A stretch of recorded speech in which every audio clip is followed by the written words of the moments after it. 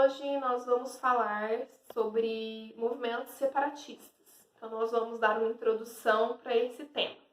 Nós vamos entender o que são e vamos dar alguns exemplos de movimentos separatistas, tanto no Brasil quanto no mundo. E para a gente começar, eu quero perguntar para vocês o que faz com que você se sinta mineiro? E o que faz com que você se sinta brasileiro? Tem alguma coisa, assim, alguma característica, algum aspecto específico ou algum elemento que faz você se sentir assim? E por que você não se sente estadunidense ou canadense, por exemplo? Quando nós temos esse sentimento de sermos mineiros, paulistas, cariocas e também brasileiros, vem de algumas características que nós temos em comum, como o território e a cultura. E por mais que a cultura se diferencie de região para região, existem elementos que nos unem. E isso nós chamamos de nação. E a nação, então, ela vai ser a reunião de pessoas com características históricas semelhantes, ou seja, a interação de um mesmo grupo étnico, que falam o mesmo idioma e que possui os mesmos costumes. Um povo que é unido por hábitos e tradições. Mas é importante ressaltar os elementos como língua, território, religião, costumes e tradição não constituem uma nação por si só. Para formar uma nação é indispensável o vínculo entre os indivíduos, que gera a convicção de querer formar um coletivo. Em outras palavras, a nação ela existe a partir do momento em que também há uma consciência de nacionalidade entre os indivíduos, formando um grupo com interesses especiais e necessidades particulares. E já o Estado ele vai corresponder ao conjunto de instituições, tanto no campo político quanto administrativo, que organiza o espaço de uma nação. Para o Estado existir, é necessário que ele possua o seu próprio território e que exerça sobre este território a sua cidadania. Ou seja, o Estado deve ser a autoridade máxima na área a que ele corresponde. Pessoal, nesse momento vamos fazer uma diferenciação para não ter problema de conceito, ok? O Estado que a gente está falando aqui é um Estado com um E maiúsculo. E o Estado que a gente escreve com letra minúscula é aquele de divisão interna de um país. Então, quando a gente fala que o Estado do Brasil, esse Estado vai ser com letra maiúscula, que é a organização administrativa de uma nação. E quando a gente fala do Estado de Minas Gerais, do Estado de Pernambuco, já é com o E minúsculo, ok? E o território, de maneira geral, de maneira bem simples, é caracterizado por uma divisão administrativa. E através das relações de poder, são criadas as fronteiras entre os países. Para Hatzel, o território ele representa uma porção do espaço terrestre identificada pela posse, sendo uma área de domínio de uma comunidade ou um estado. Entretanto, o território ele não se restringe somente às fronteiras entre os diferentes países, mas sim é caracterizado pela ideia de posse, domínio e poder, correspondendo ao espaço geográfico socializado, apropriado para os seus habitantes, independentemente da extensão territorial. E no território também temos que levar em consideração os aspectos geológicos, geomorfológicos, hidrológicos e os recursos naturais. Porque a parte física vai influenciar diretamente no modo de vida população, como a produção econômica e a produção cultural. Um exemplo que a gente pode pensar é numa área praiana brasileira. Nessa localidade, a economia ela vai ser baseada nessa tipografia, tanto na parte de turismo, como na parte de escoamento de produtos por parte de portos, por exemplo. E além disso, a vestimenta, o modo de comer, entre outros aspectos do dia a dia, vão ser ditados pelo clima e a cultura daquele lugar. E embora nós falamos do território como uma parte importante de uma nação e de um estado, é importante lembrar que existem nações e estados sem território. E um exemplo é a Palestina, que historicamente vive um conflito por território e constantemente tem as suas delimitações territoriais alteradas exatamente por não ter um Estado. Outro exemplo que a gente pode dar é o do Estado Islâmico, que é um povo que se considera uma nação por ter uma religião em comum e exige a restauração de um califado e busca por impor os seus interesses através de atos terroristas. E também, a gente tem de exemplo os curdos, que constituem atualmente a maior nação do mundo sem território, com cerca de 30 milhões de pessoas. O Kurdistão tem origem na Mesopotâmia e hoje ocupa o território de vários países, como a Turquia, a Armênia, o Azerbaijão, difícil, né? Iraque, Irã e Síria. Em outras palavras, apesar deles constituírem um só povo, apresentarem a mesma cultura e uma identidade nacional conjunta, formando, portanto, uma nação, os curdos eles não detêm um espaço delimitado, onde eles podem exercer o seu poder através da ação de um Estado e de um conjunto de normas e regras reguladoras. E o relevo dessa região, da região do Kurdistão, vai ser essencial, porque ele é caracterizado por montanhas.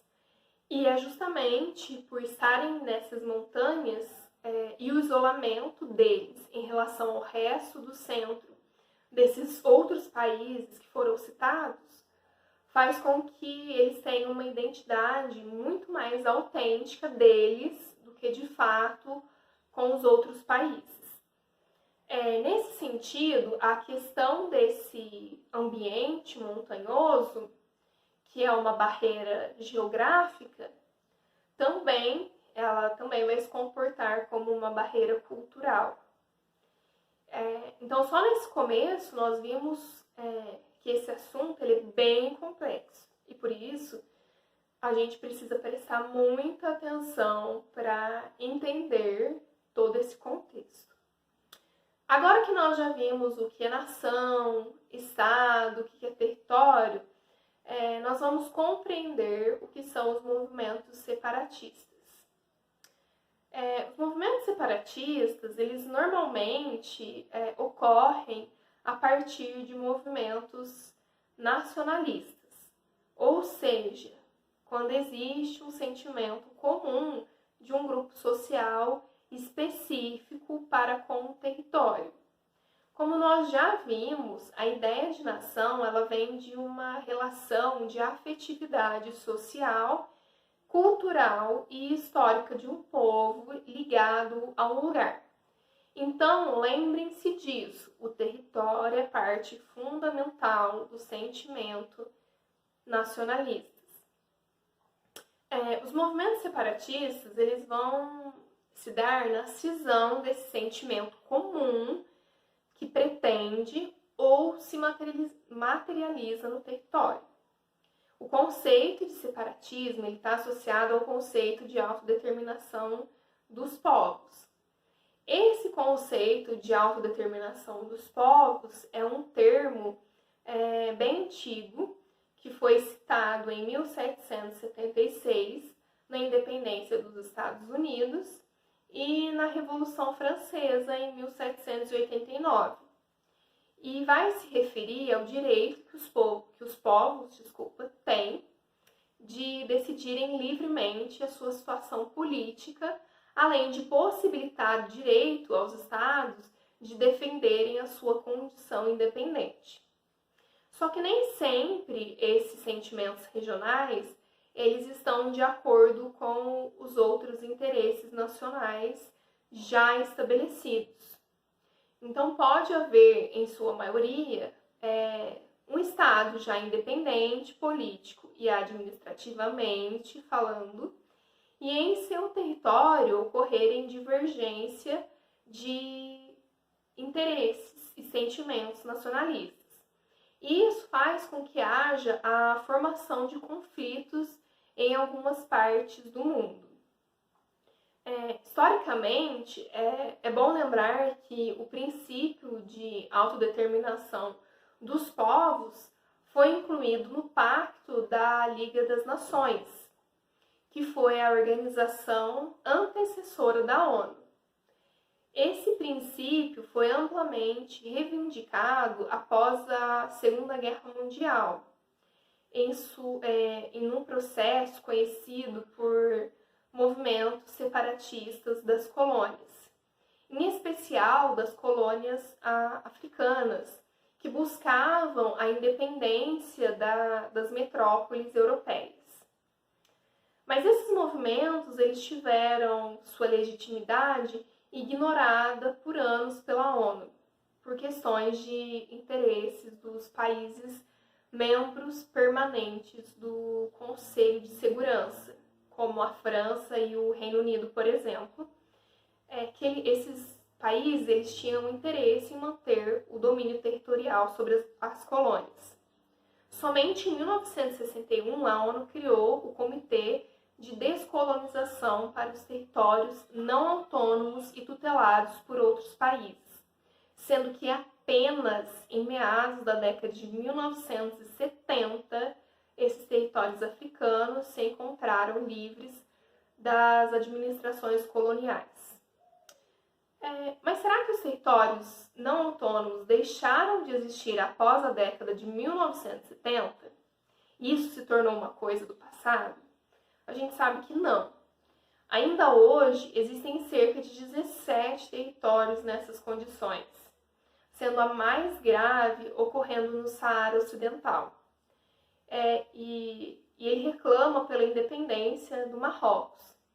A ONU se encontra em missão de paz nesse território desde 1991, com o objetivo de realizar a consulta popular para decidir, de acordo com o princípio de autodeterminação dos povos, se o território ele deixará ou não de ser parte do Marrocos.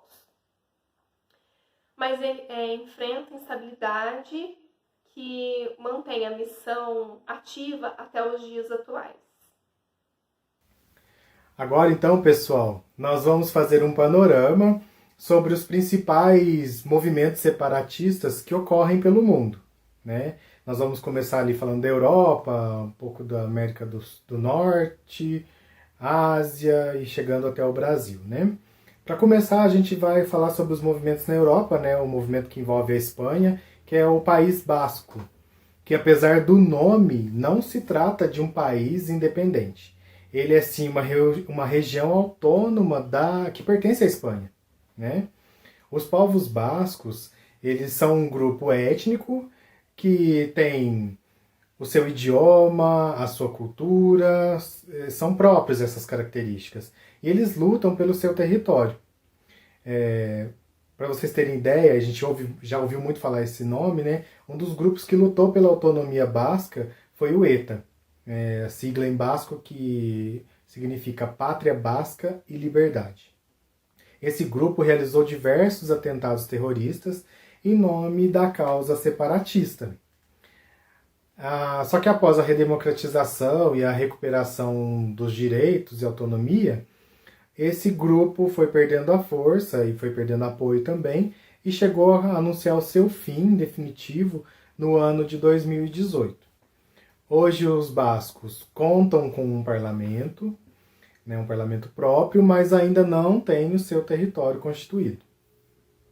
Ainda na Espanha, outro movimento que tem bastante força é o movimento da Catalunha, né? Os catalães também são um grupo étnico que também tem o seu idioma e culturas próprias.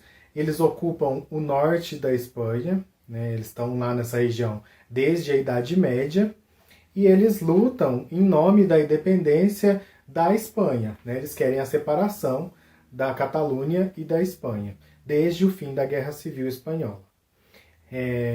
Recentemente, no ano de 2017, foi realizado um referendo, ouvindo a opinião pública, né, a opinião popular, que decidiu por meio de votação pela emancipação da Catalunha.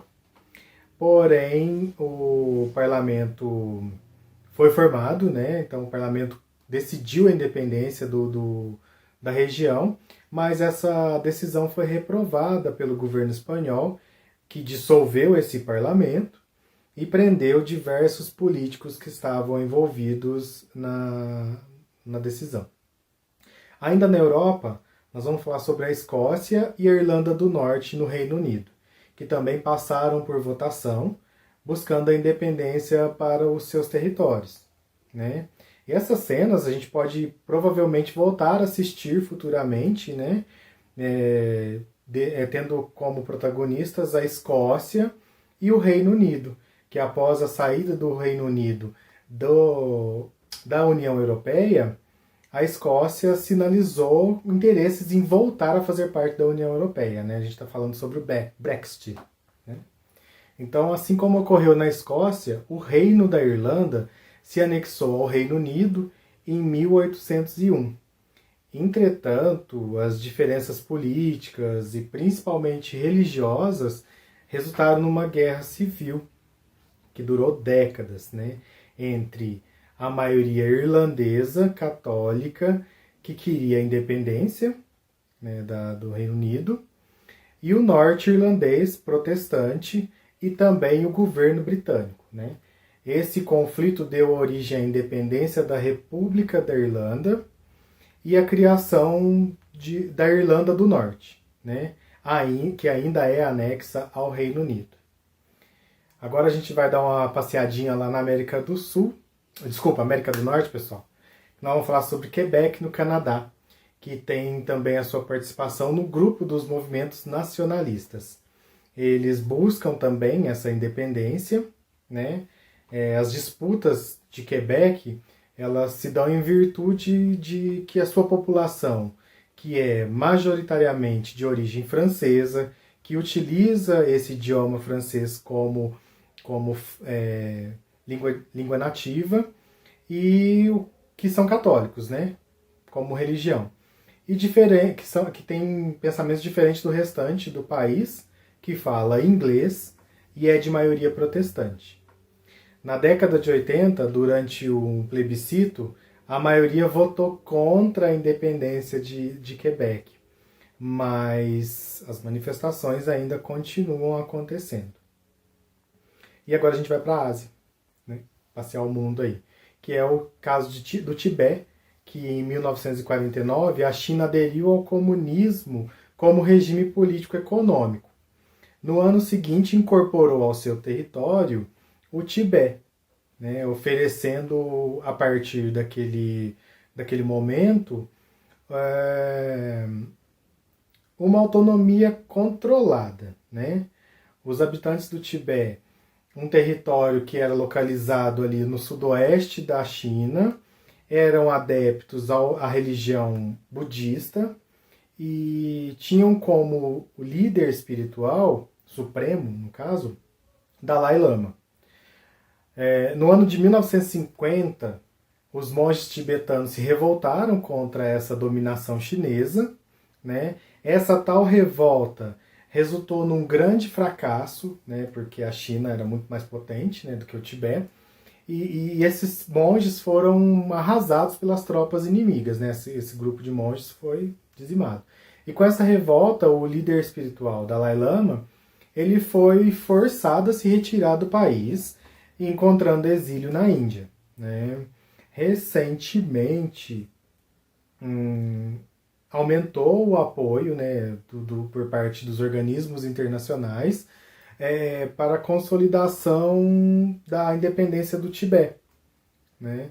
Porém, isso vai contra os interesses da China, devido, mesmo o Tibete sendo a parte mais pobre, né, mais empobrecida da China, a China tem interesse em manter esse domínio, né, porque lá existe a nascente de um dos principais rios da China. Como existe o rio Ganges na Índia, existe lá a nascente do rio Amarelo, que faz parte do rio Azul, rio Amarelo do rio Azul. Então, pessoal, a gente está sempre falando sobre disputas, né, por petróleo, ouro. No caso da China e do Tibete, nós estamos falando de água, né? A China tem interesse em manter domínio sobre o Tibete por conta da água. Vocês lembram que a gente falou sobre recursos naturais nos outros vídeos que estão no canal? Então, os recursos naturais, pessoal, eles vão influenciar diretamente nas questões de relações políticas, tá? No Brasil, a situação não é diferente do restante do mundo. Ocorreram no passado movimentos que tiveram destaque na história e no cenário nacional, como foi o caso da Inconfidência Mineira, né, que aconteceu no ano de 1789, a Revolução Pernambucana de 1817, a Revolução Farroupilha na região do Rio Grande do Sul, entre os anos de 1835 e 1845. Porém, no Brasil, existe um impedimento em relação ao princípio de autodeterminação dos povos, que está presente na Carta da ONU. Ele vai contra as constituições, né? Essa fala vai contra as constituições federais da maioria dos países.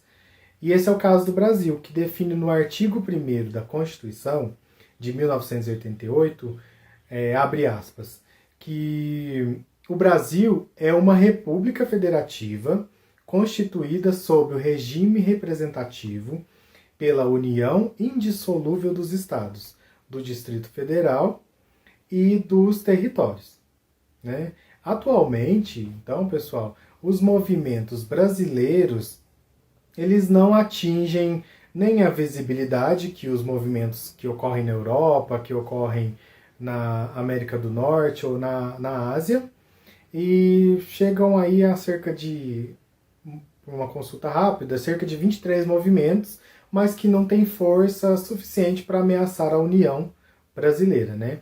Sendo a sua maioria formada por grupos de redes sociais e que contam aí com dezenas de simpatizantes, né? Como é o caso dos movimentos que a gente passar rapidamente por eles, que é a Amazônia Independente, né? Que busca pela emancipação dos 7 estados da região norte, a Frente Libertária Nordeste Livre, que é o FLNL, que também busca a independência dos 9 estados da região Nordeste. O Rio é Meu País, né, que vai no mesmo sentido, buscando a independência do Rio de Janeiro. Espírito Santo é o meu país. Tem também São Paulo é meu país, Sudeste é meu país, né, todos esses buscando a independência das suas regiões, né? Em contrapartida, pessoal, existe um movimento que tomou uma força e uma notoriedade nacional nos últimos anos, né, que foram realizados até plebiscitos, né, até votações informais, como é o caso do movimento O Sul é Meu País.